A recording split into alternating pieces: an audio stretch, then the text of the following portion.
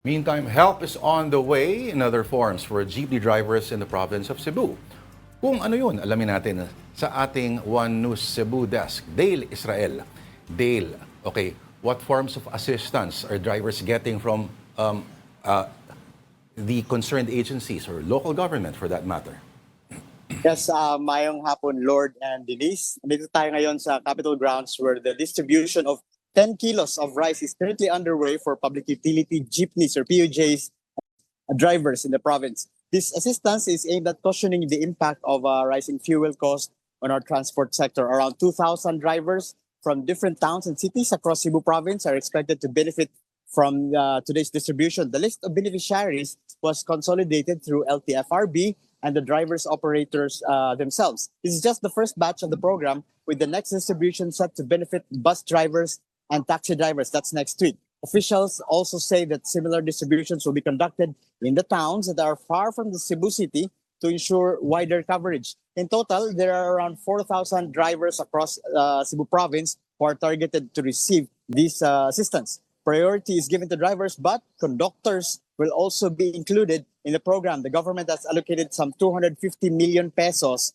or the provincial government has allocated some 250 million pesos for this rice subsidy program, with the rice being sourced locally in the province. Meanwhile, one of the beneficiaries, Alberto Pacang from Dumanhog, says rice subsidy is a big help for his family. According to him, 10 kilos of rice can already cover about 1 week of consumption for his family of 4.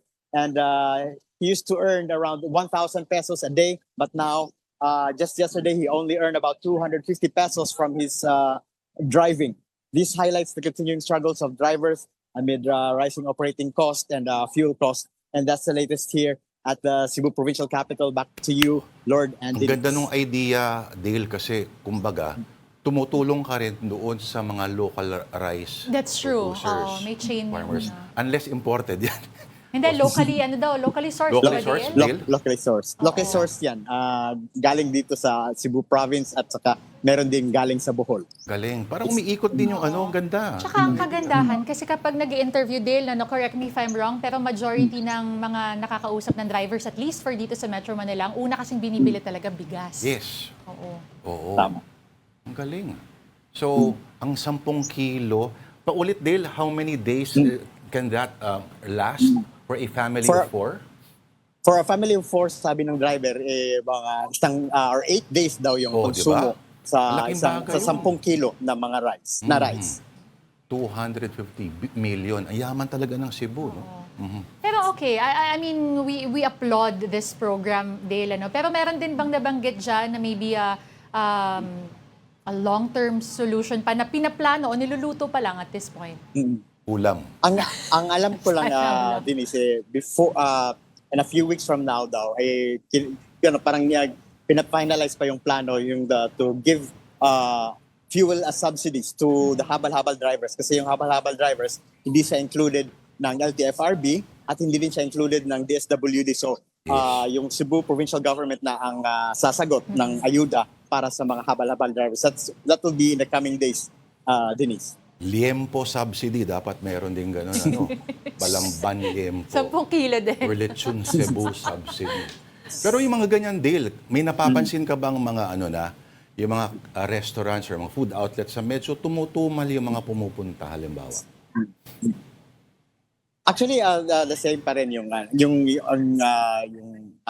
attendance ng mga tao dun sa mga restaurants. Pero nakita natin, napansin natin kanina, yung medyo maliit or few na lang yung mga cars na nakikita natin sa daan. Mga 12 noon yun kanina kanina 12 noon, tapos mga na lang, mga ilan na lang yung nakikita natin mga kotse. Aba. Lord. So parang walang traffic, kunyari nagmamadali ka mula sa Ayala Center papunta sa airport. Wala nang ganong karaming stoplights. Pagtawid mo ng yung mga tulay, tuloy-tuloy lang halos. Kanina sa Iscario Street, yung Iscario Street kasi yung gagamitin mo patungo sa Ayala Center. Yung Iscario Street, kanina parang wala na masyadong mga kotseng nakikita natin. Wala nang medyo traffic sa Iscario Street din kanina. Lord. Pero Dale, may napapansin ka ba ng mga nabawasan na jeepney na bumibiyahe at kaya nagsiksikan o makikita mo maraming stranded sa daan? Ngayon dito sa Cebu, wala naman tayong nakikitang ganon. Enough naman yung mga, wala naman tayong napapansin na mga nagpigil na ng pasada at wala rin mga taong naka-stranded yan sa mga daan. Grabe si Governor Pam, talagang natsamba siya sa ilang buwan na talagang Sunod-sunod yun. boom, Oo. daming challenges. No, but again, we applaud this program na madaming matutulungan na Magandang drivers. idea. Dale, sorry, clarify ko lang ulit. Paano nila ma-receive yung kanilang bigas? Is there something that they have to present? Paano ba? Oo Hanggang nga, no? kailan din ba yan? Oo. Toda ba o local government? Yes, pre-listed na yung mga taong yung mga drivers na beneficiaries. Ang kailangan lang nila dalhin dito sa Capitol driver's license at isang ID na nagpapatunay na siya ay residente ng province. Hindi kasi yung kanina nakakausap natin yung isang driver na namamaneho ng jeep dito sa Cebu City, pero yung residence niya ay nasa Dumbanhog, which is part of Cebu province din. So okay lang yung ganon. Maraming ganyan na mga driver na dito nagtatrabaho, nagmamaneho sa Cebu City, pero taga Cebu province ang kanyang pamilya. Alright.